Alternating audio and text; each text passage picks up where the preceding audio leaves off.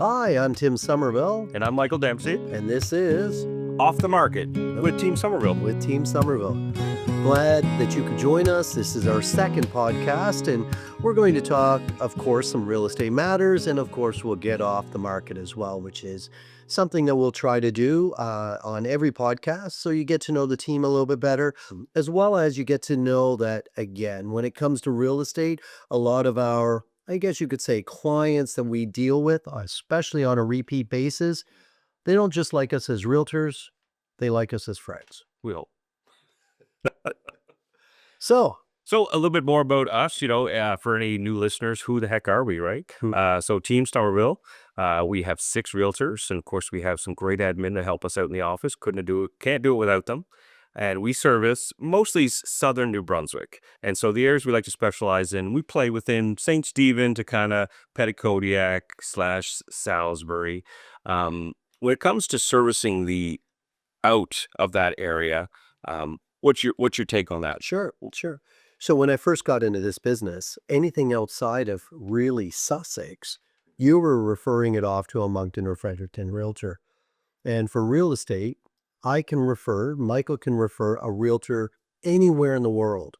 And what usually happens is a realtor actually gets 25% for referring that client. And sometimes there's a little bit of a change. But at the end of the day, when we do a referral, what we do differently than maybe some realtors is we just do not look online. We actually try to do some research to figure out who the successful realtors are in that area, whether or not they're with Royal LePage or another company. We'll do our best to match our clients with the best fit. Absolutely. I would say the only exception to that rule is if, Tim's got a lot of great investors. So if there happened to be, a 12 unit or something like that, he's willing to go out of that area to service that client. But we always strongly believe in, we know our area very well. And hypothetically, if somebody was to come into our pond, as we call it, they may not know our area that well. And so I think in the long run, that's kind of what we expect is we don't want to go up to the area that we don't know fully. We want to give them the best darn service we possibly can. And there's a lot to take on when you're in a different area, school zones and was garbage day. And yes, And it's funny because where Michael and I live in particular, we are actually closer to Moncton than some of the areas that we service. So we do have listings that are sometimes outside of that St. John and surrounding area, but travel wise, it's probably closer than some of the ones that we do service. it really is. We're country boys. We love the country. Yeah, yeah. And yeah, so while we're on the topic of the market, last episode we were talking about how things are still, even in the month of December, moving quite quickly. We had several closings lined up, more so at the tail end of this year than our last year, which is fantastic.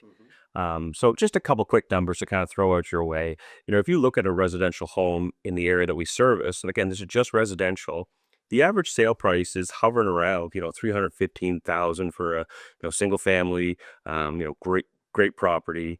And so that is about 105% of the asking price. So things are selling roughly, 315 on average, but I guess what I'm trying to get out to the audience is what you list your price at or what you list your house at to what it sells, it's selling on average, 5% higher. So the sellers are getting 105% of their asking price, which is just fantastic. Now, if you look at previous years, and I say previous years meaning pre-COVID, we try not to use the COVID word too much, but we look at previous years, on average in December, we'd have about 550 single family dwellings on the market. This year, 175. Wow.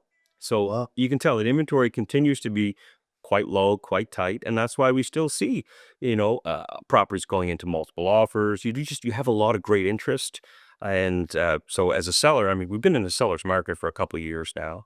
I'm sure the buyers aren't liking it as much, Sure. but it's a great time to sell. Yes. Well, to buy as well. And what I mean by that is because it's not the spring market and summer market, for most homes, there are not as many buyers competing with you on these properties. Now, since our last podcast, I was fortunate enough to bring a sale together with a buyer on a property that had 13 offers. So we were the lucky recipient. Now, I will tell you that there were literally no conditions and deposit within 48 hours of acceptance. Um, We don't see that as often. People are referring back to the inspections, to the financing, and so We're seeing more of those pop up. yes.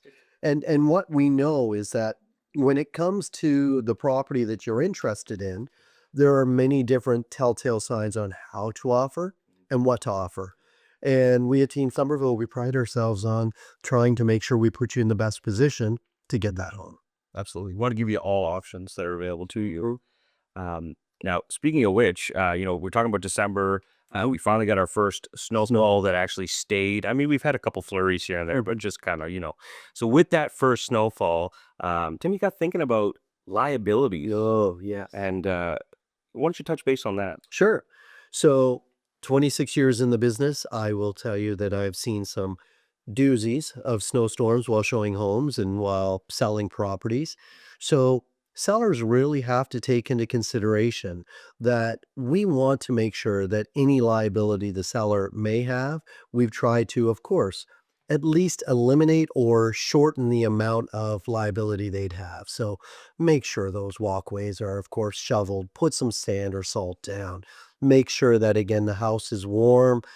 We don't want somebody to come in and turn something on that they weren't supposed to and find out that, hey, guess what? There's an issue. Um, if you're running a wood stove, yes, it's always great. It looks fantastic, but don't stoke it to the point where Yeah, we're running out of the house. that's right. Taking the time to appreciate your house and to get it sold. But make sure you've also had that liner cleaned.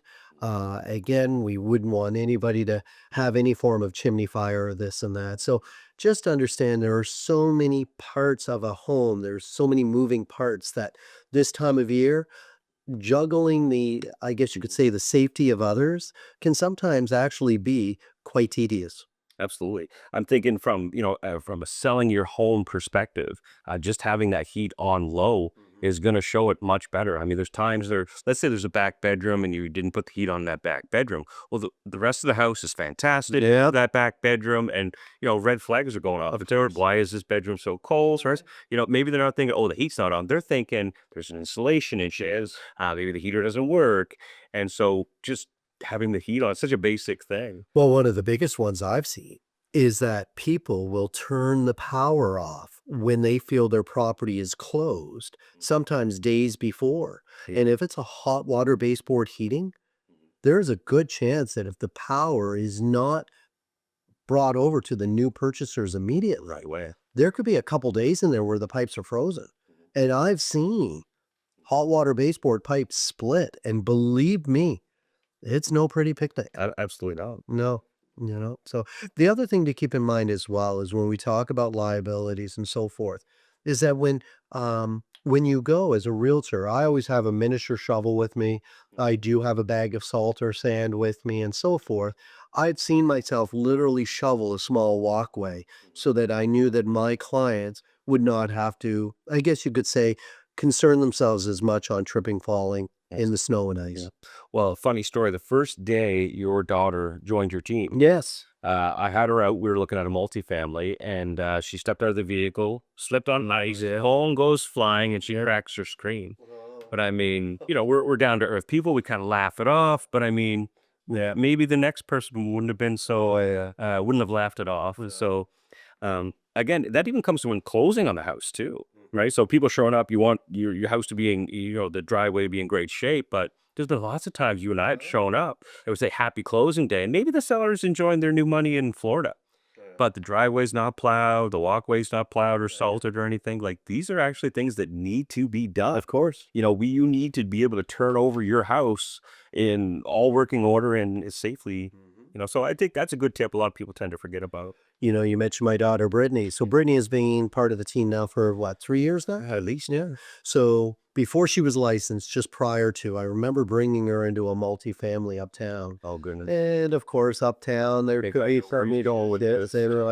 So she's ahead of me, and then she opens up the door, and a mouse scurries in front of her, and let's just say she was able to touch the ceiling that day, and it was Pretty good. She's 5 foot nothing. yeah, she's Yeah. Look out, Shaquille. that's right. But anyway, good old uptown when you least expect it. Well, Okay. these things happen. So what else do you have me for Well, I got to tell you, I love it. Obviously, sit down. You and I, we go to the CDUs lots and we just have chats. And, sometimes, I just love it. So, one of the biggest things I want to talk about is like, we're going to go off the market now, right? It's just you and me. Okay. We mentioned it's December, Christmas holidays around the corner. Yeah. Do you have a favorite Christmas movie, or do you have any traditions in your household? Oh, well, of course I do. I mean, we all do. course. I mean, I think we all want to know what are they. Okay, well, I'll tell you that I always thought I always had three loves: music, movies, and sports. So when it came to Christmas, It's a Wonderful Life, of course, is the one that always got Every me. time my bell rings, An angel gets its wings. redacted. Right. Here we go. Yes, here we go. So what I have is I have the original version on a VHS. So I will always watch on an old VHS movie. It's a Wonderful Life, and I make sure I see that at least once. Now, It's a tearjerker. yeah, well, and I mean, of course, when we look at A Christmas Carol, Yes. my mom's favorite was with an actor, Alistair Sims, so we always try to watch that. But there's an American version with Henry Winkler, and I kind of like that one. And it just does something when I watch it. So every Christmas, it's tradition. We Oh, gotta watch at yes. least those. And modern now, I mean, we talk about movies like, of course, Elf and Home Alone, but we have to ask You're gonna ask the age-old question. the age-old question: What is it? is Die Hard a Christmas movie? Okay, I'm going on the record. I mean, you got to think of it this way. Okay, It takes place at a Christmas party. at the Nakatomi building, the Nakatomi Plaza. Yes. Okay, during your Christmas party, Okay. the movie takes place. That's right. So guess what? It's a Christmas movie. Okay. Okay, I mean, you look. Right record. I'm on record. Okay. You look at the Grinch. Okay, what did he do? He stole Christmas. Okay, Yeah. is that a Christmas movie? Well, it took place at Christmas, so it's a Christmas movie. I know you can't argue that much. Okay. No, but in all seriousness, it takes place on Christmas Eve. Okay. I mean, they're trying to mess up Christmas. Well, yes, 100%. It's a Christmas movie. A lot of people will deny that and say, "Oh, it's an action movie." Can't it be both? Yeah. Well, we can't ask Hans Gruber anymore because but God rest his soul. It'll Alan Rickman. so Yeah. So and you for Christmas. I'd have to say it sounds silly, but every December 1st, Okay. no matter what day it is, we have to watch National Lampoon's Christmas Vacation. Okay. And that starts off the Christmas movie tradition. Now, I admit sometimes, my daughter, she's 10 now, may start the Christmas movies a little early, but Elf is definitely a big one. I'm sure that'll be on in our household at least 200 times from now till Christmas. But definitely that one. And my wife's favorite is A Christmas Story. Oh yeah. Yeah, a little Ralphie. Yeah. So So I would say between Christmas Vacation and A Christmas Story, those two are the ones that kick off the season. now you may know this or you may not. Do you know the movie Elf? Yes. Ralphie is actually in Elf. Yes, he plays. The head elf or whatever. Yeah. Yeah. There we go. Yeah. So anyway, So the I said bit of information. nice little circle. That's right. The circle of life. I think we said that in the last podcast, didn't we? I'm not certain. Yeah, the circle of life. So, Christmas tradition though, Christmas morning after we open up some or all of our presents, I always have to have eggs Benedict Yeah. with smoked salmon, and I'll be honest, has to be oven head. So, company out near St. George area, but oven head smoked salmon, and that is my Christmas tradition. 100%. I've known you for many years now. And you always mention that. That's right. I'd say one tradition we been doing for a long time is everyone opens up one gift on Christmas Eve, but that gift is your Christmas pajamas. Right. It doesn't have to say Christmas per se, like Christmas, themed pajamas, but pajamas for the Christmas season. We do the same. And of course, we'll slap on a movie. Maybe it's Frosty the Snowman or Rudolph or whatnot. But Rankin Bass. Remember those Play-Doh, type of yeah. Well, anyway. But I mean, I'd love to know, like, what are other people's traditions? What are some things you just maybe you don't even realize it? So ask yourself, what do I do every Christmas? That Yes. But to me, yeah, it's all about those movies, the Christmas pajamas. Okay. It's always nice to open something on Christmas Eve. Well, let's go back to real estate. Yes. So you had mentioned, you got 26 years plus in the biz. Okay. And I myself have 6 plus. Okay. But so obviously there's a 20-year gap. there have to be major changes that you've seen from 1999 when you started Yeah. to today. Oh, yeah. And I'm not just talking pricing, Well, but you know, let us know, what are the major changes you've seen over the years? well, I could give you 3 good and 3 bad. Okay, Okay, so let's start with the good. good. Yeah, start with the good. So when I started, I was waiting on tables, trying to, of course, make a living at this, and I had a pager at the time.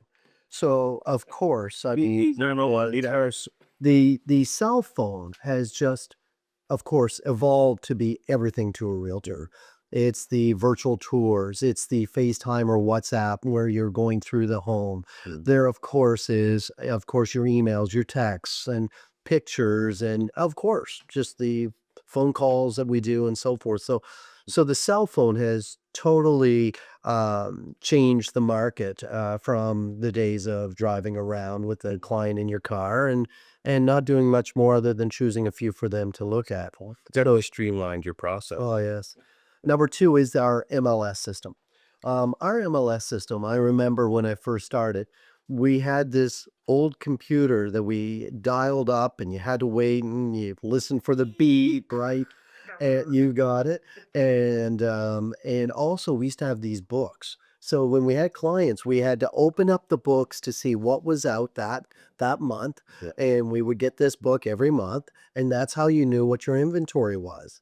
So it was completely different than now, where everything is almost instant.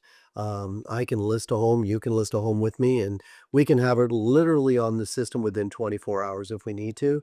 We, of With course, professional yeah, photography. professional photographs, everything else. So the amount of time to have a home up on the market and have interest in that home has definitely expedited. Now, Point. number 3 is DocuSign. DocuSign is a form of digital signature.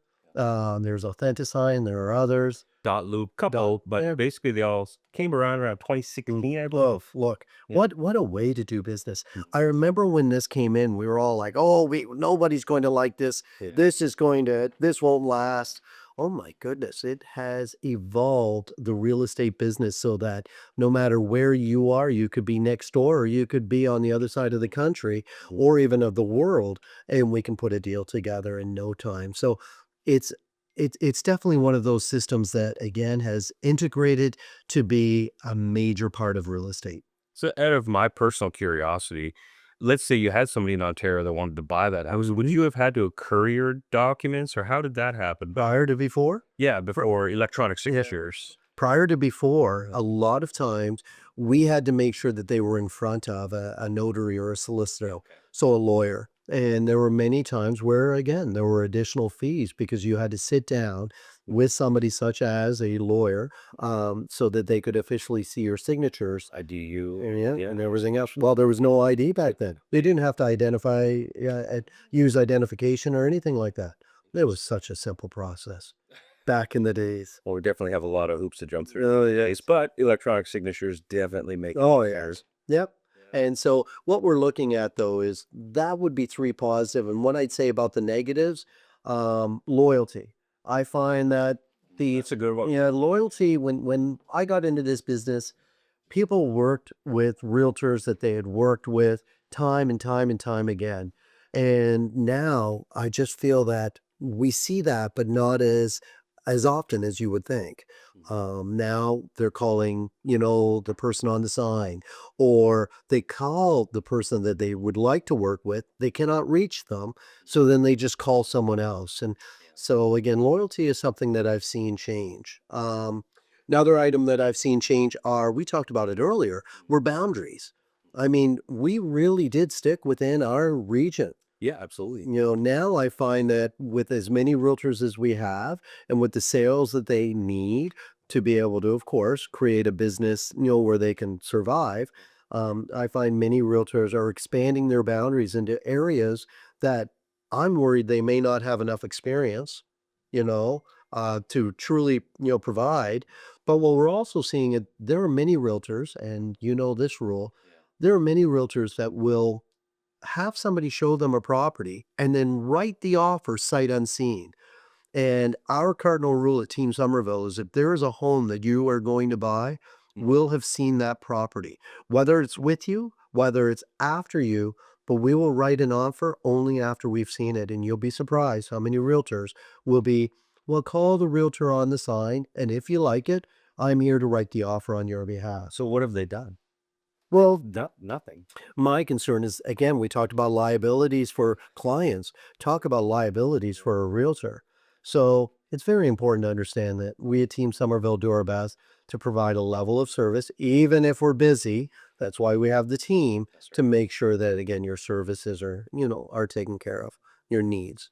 Last one I'd say that I'll talk about that I've seen is the adjustment of commission. And commission, of course, is a flexible rate.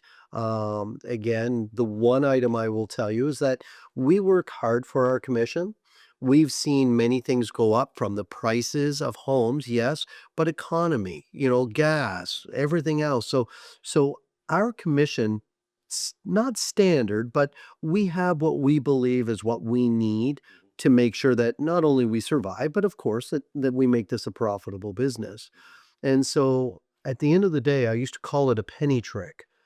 And so commission used to be 6%, right? And that was standard for most. Kind of unwritten rule. Right. Yeah. So we would cut that in half. So that means that the listing realtor would have 3 pennies and the buyer's realtor would have 3 pennies. 1 penny would go to the company. 1 goes towards taxes, promoting, marketing, gas, everything else. And the other one was for me.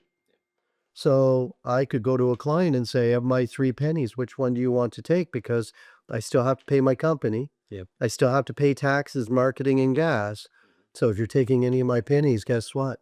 It's probably the profit that I'm going to make on this. So I know it sounds crazy, but at the end of the day, we do work hard for what we make. Absolutely. I don't think a lot of people realize is we're the last to get paid. True. Yeah, we don't ask for a penny. Well, us full service realtors, we do not ask for a dime until it has officially closed.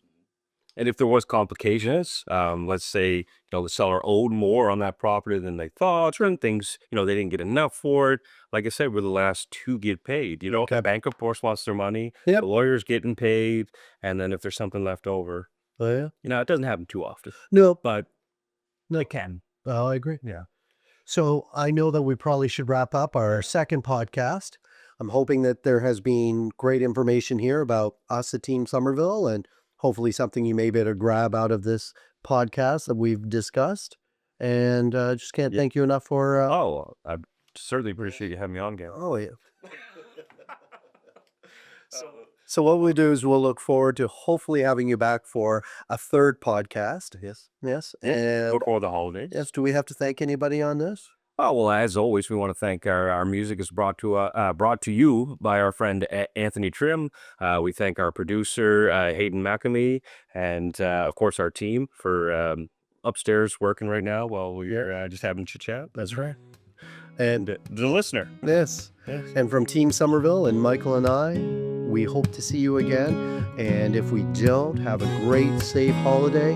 And thank you very much. All the best. Thanks for listening to Off the Market with Team Somerville.